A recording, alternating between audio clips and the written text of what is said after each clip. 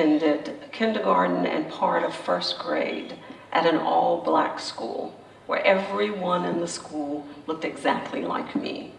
My teachers, all of the kids, people that worked at the school, everybody looked like me. And that was normal for us. My parents were approached by an organization called the NAACP, who was spearheading this movement of changing laws, just as they did when we as African Americans were fighting for the right to vote. Because as you know, there was a time when we couldn't vote. And so when that knock came at the door to ask my parents if they would be willing to send their child, if indeed they had a 6-year-old child, would they be willing to send their child to one of these integrated schools for the very first time in the city? Well, I have to say that my parents jumped at the opportunity. And as my parents said, "You better behave." That was the only thing that I was concentrating on. But that day did seem different. All of our neighbors that lived next door to us, they came outside of their homes and they stood in the streets and they waited until I got dressed for school. And as I walked down those stairs and got into the car with those 4 very tall white men, because that's all they seemed to me, I had no idea that they were U.S. Marshals sent by the President of the United States. And indeed, that is what they said. They knocked on the door and they said, "We are here to escort you and your daughter to school today. We have been sent by the President of the United States." And so I remember getting into the car with them. 2 of them sat in the front seat and 2 in the back, and we got into the car and started this very short drive to my new school. And the minute I turned the corner and got in front of the building, I saw mobs and mobs of people standing out in front of the school. They were carrying signs and protesting. They were screaming and shouting and throwing things. But living in New Orleans and being accustomed to what we call Carnival or Mardi Gras, that's exactly what it looked like to me. I remember being in the car and thinking to myself, today is Mardi Gras. I'm in a parade. Finally, the bell rang. Someone came into the office and they said, "School is dismissed. You can leave." And I remember sitting there in the office and thinking, this school is easy. The innocence of a child. What was actually happening? Everyone in the city knew that the laws had changed, that the schools were going to be integrated, but no one knew which schools. And so all of those people showed up that day with their kids to take them to school, but they waited outside.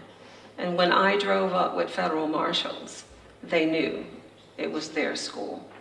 So the minute I got inside of the office, what was happening is every one of those parents rushed into the office, past that window where I was sitting, screaming and pointing, went into every classroom, and they pulled out every child.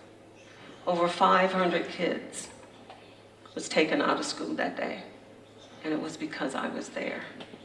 The door opened and this woman stepped out.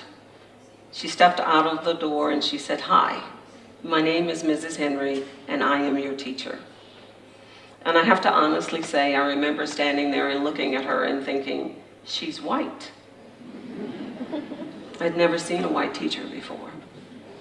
Not to mention, she looked exactly like all of the people outside, the mob that was screaming and shouting. So even at 6 years old, I really didn't know what to expect from her. But she said, "Come in and take a seat." And what I soon came to realize is that she looked exactly like the mob outside. But she wasn't like them at all. She did everything you can imagine in that classroom with me. Not just my studies, but we played games, we did music, art. I knew that if I got past that mob every day and inside of the classroom, I was going to have a great day. And it was because of her. What I learned is that she looks like them, but she's nothing like them. She showed me her heart. And I knew at 6 years old that I am to never look at a person and judge them by the color of their skin, or what they look like, where they come from. That is the lesson that I took away in that classroom, first grade, 6 years old. And it is the lesson that I continue to travel with, I continue to pass on to each and every child that I come in contact with. Later on, months and months later, I could hear kids. I could never see them, but I could hear them laughing and playing. And I would mention to my teacher, Mrs. Henry, I hear kids. She would never say a word. In the midst of me telling Mrs. Henry, I hear kids, what I did not know is that Mrs. Henry was going to the principal and constantly saying, you are breaking the law. Kids are to be together now. The law's changed, but you're hiding those kids from Ruby. And indeed she was. But Mrs. Henry fought and fought until she got them to take me to where those kids were. And I remember that day, we walked into another room. She opened a door that I'd never seen, and there they were, 4 or 5 kids sitting on the floor playing. And I remember thinking to myself, I knew I heard kids. I finally went in to sit down to play with them, because again, it didn't matter to me what they looked like. But that's when a little boy looked at me and he said, I can't play with you. My mom said not to play with you because you're a nigger. And when he said that, it felt like this huge weight lifted off my shoulders. Because at that moment, I realized it's not Mardi Gras. That's why there's no kids here. It's all because of me and the color of my skin. He made it make sense. And I no longer had to wonder what was going on and why I was the only kid in the school. Why did this have to happen to me? So when I look at where we are today, and I think about what's happening across my country and around the world, I can only think about that little boy who said, my mom said not to play with you. It wasn't that he understood, no more than I understood. Because none of our babies are born knowing anything about disliking one another.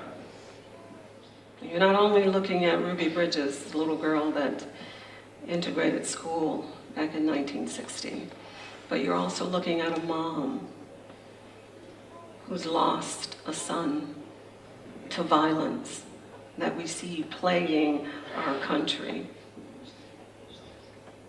My son was murdered by someone who looked exactly like him. You see, racism has a way of making us think that we need to only trust people that look like us. We need to only be kind and love and come together with people that just look like us. I believe racism is evil. And I believe evil will use anyone that allows evil to use them. I believe evil stood over my son, shot him, and took him away from me. And that evil just happened to look like him. But in my country, you see that evil play out every day, and it looks like each and every one of us that live in that country. I thank you for the opportunity to share a little bit of my story and hopefully to help you to understand what it was like for me and why I am who I am and why I continue to do the work that I do.